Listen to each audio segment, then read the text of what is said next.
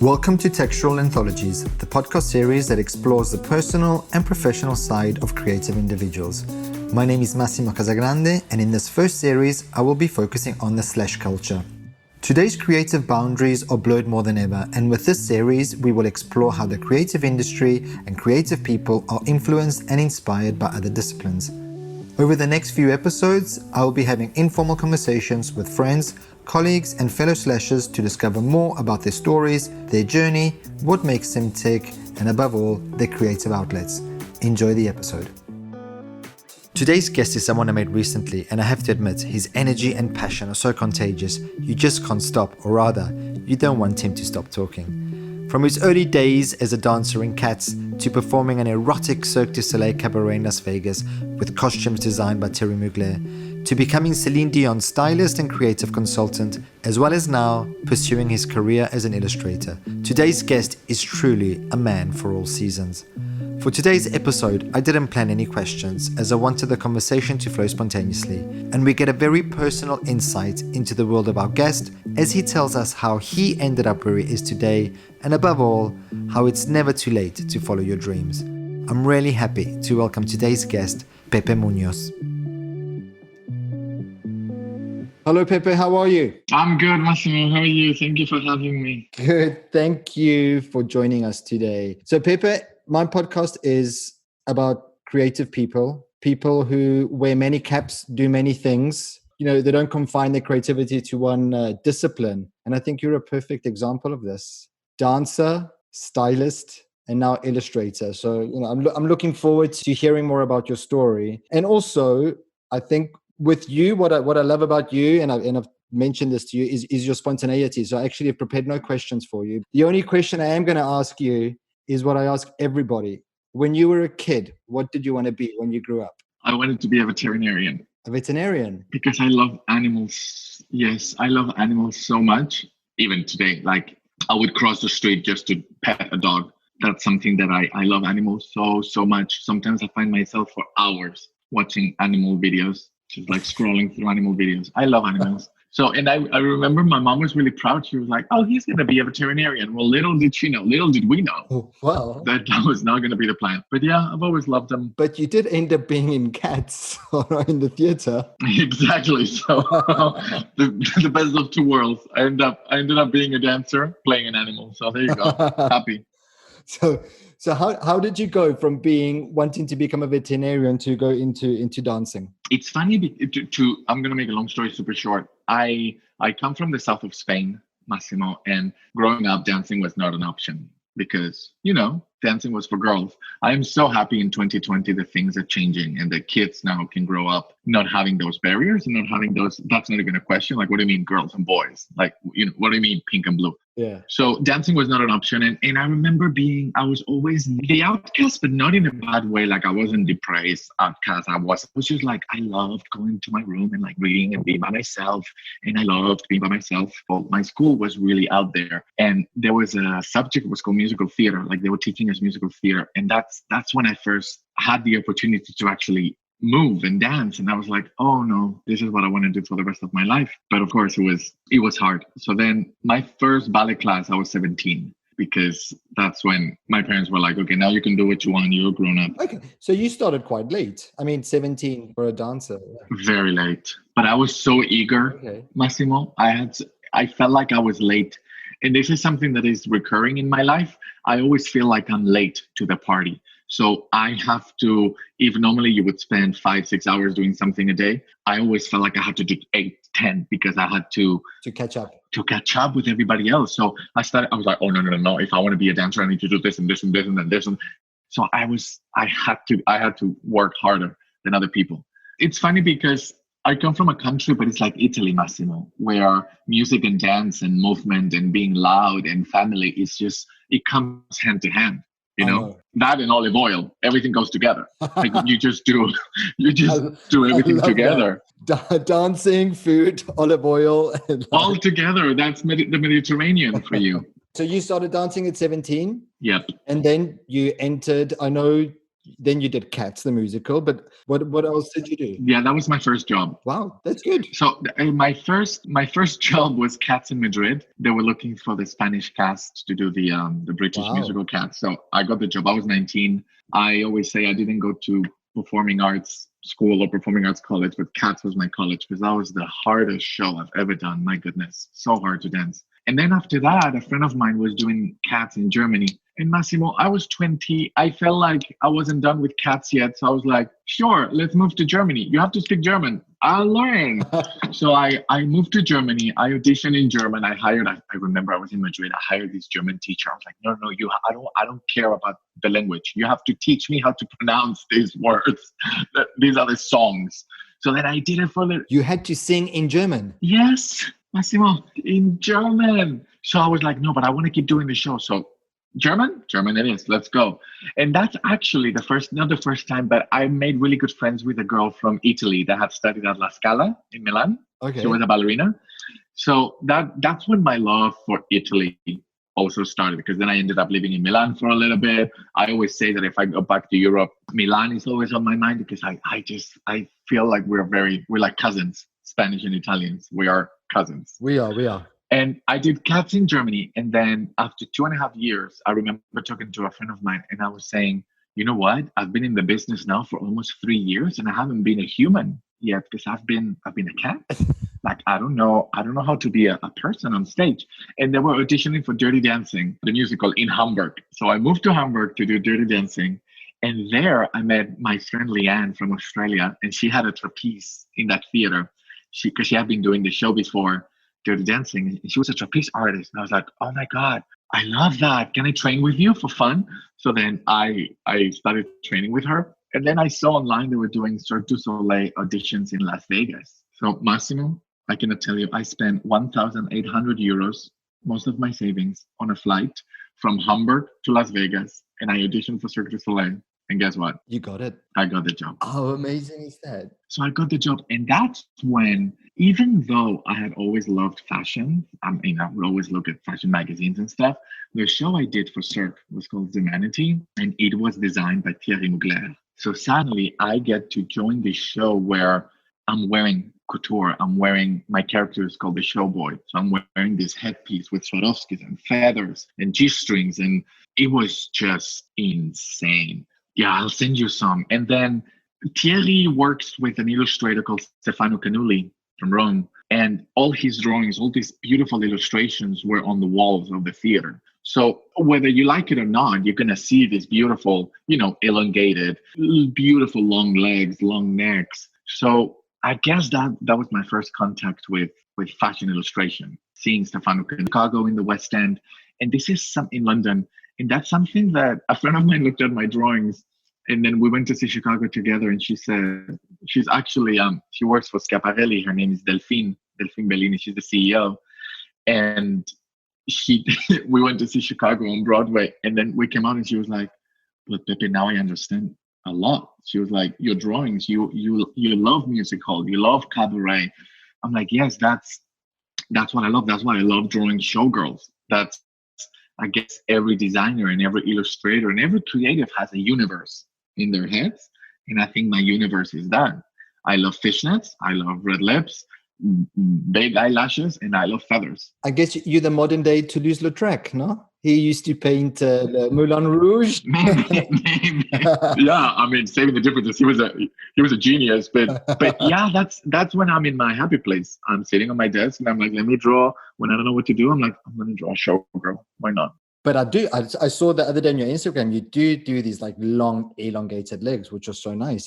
There's an elegance to them, which is fantastic. Thank you. But I love talking to you because you always have these like things just happen, which is fantastic. Like you seem to be in the right place at the right time, which is an amazing, like after our phone call the other day, there's one word that kept coming to mind when I was thinking about you. And it is sort of this serendipity, because everything sort of seems to align, it's amazing. It's something that when I was younger, I didn't realize, but then I started to realize, and I'm like, looking back, everything that has happened, I have been so lucky.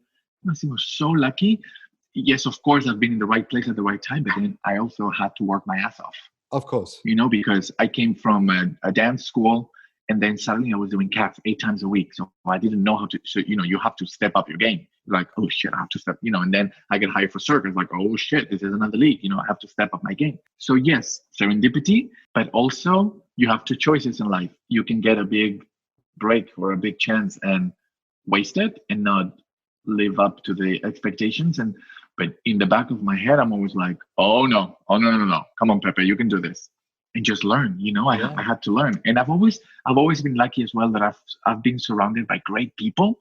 So sometimes you just have to shut up and listen. Yeah, because you with people who encourage you and support you and push you because they believe in you, they know in the talent. And I guess like also with when you were styling, you kind of make or break, which also happened by accident. I know, but you also make or break the person's image, so it could go, like you say, totally right or like totally wrong, and and she could say, "What the beep did you put me in?" or stuff like that. Yeah, and Massimo, I never wanted to be a stylist. Not that I'm not happy having done it or that I regret it. Not at all. It's probably been the most exhilarating 3 years of my life because that my last job I was the stylist of Celine Dion, co-stylist with Sydney Lopez from Los Angeles. But we were a team, and I've traveled the world with her. I've styled her. I've danced for her. That's what I mean. It happened by accident because I got hired to dance, and I didn't dare to tell her that I love fashion and I was an illustrator. Massimo, you kidding me? You get hired by Celine Dion? I was like, yes, ma'am. Yes, ma'am. You're the boss.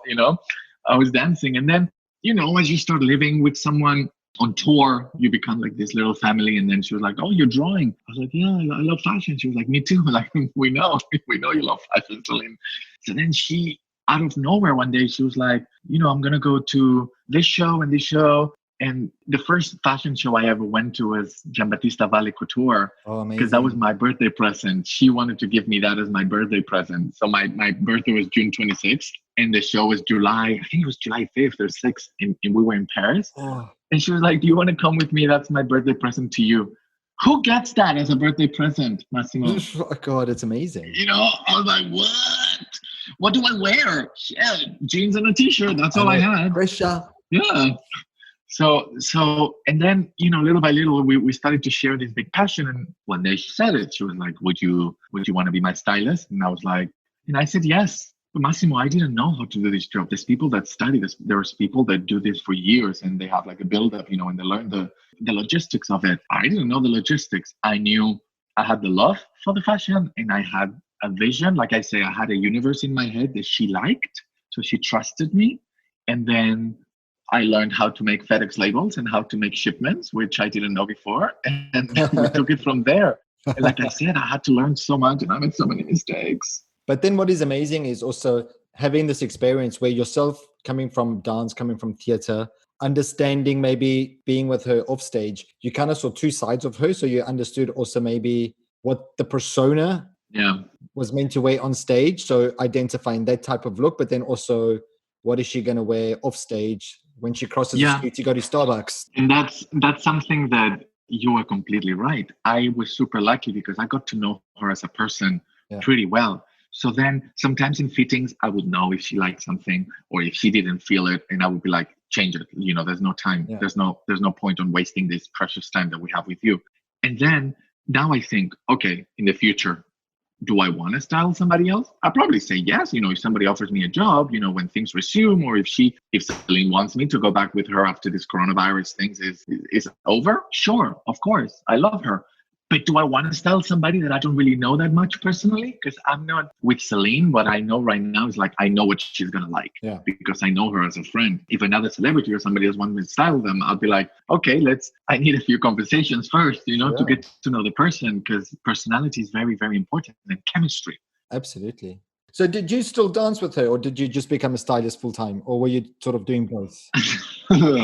I danced with her privately. That means my first job for her was I was her dance partner in her European Summer Tour 2017. And then I told her, I was like, but Celine, I was retired after Cirque, because I went back to Cirque du Soleil in 2013 for 3 years. Okay.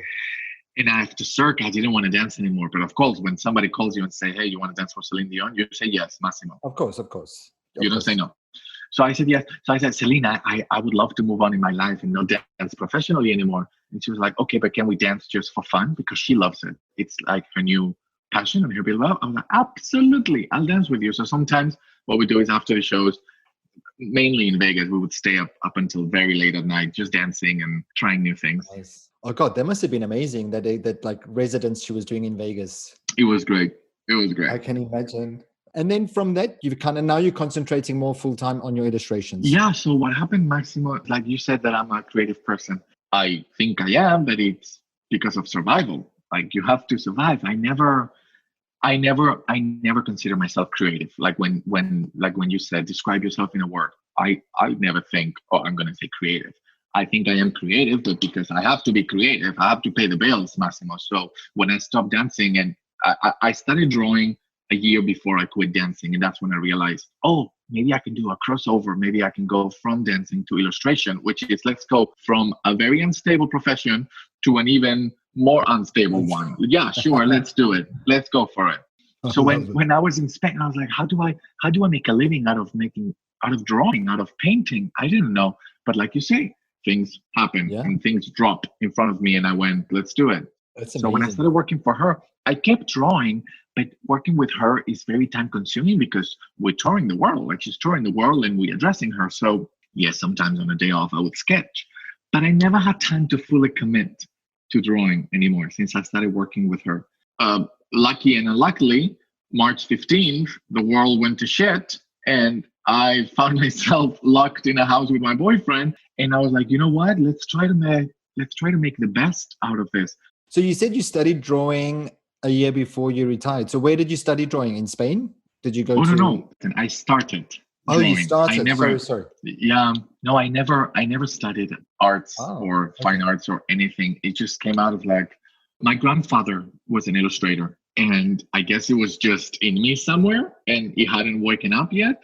I remember sketching buildings once in a while. Okay. Since 2009, 2010, I remember just, picking a pencil and drawing on my moleskin, just like, a little sketch here and there, but never professionally. And then it was September 2015. I was in Vegas. Massimo, Vegas can be a really fun place when you go on vacation, but when you live there, it can mess you up.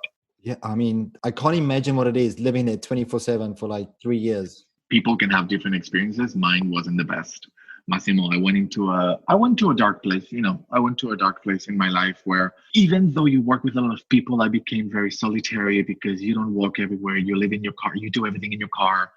I missed Europe constantly. I missed Europe because then you moved to New York. I moved to New York a few years ago and I didn't feel solitary and I didn't miss, yes, you miss Europe, but you still live in a big city like San Francisco, Chicago, New York. Suddenly in Vegas, I felt really, really bad. So then drawing was my escape. I started drawing as therapy, I can say.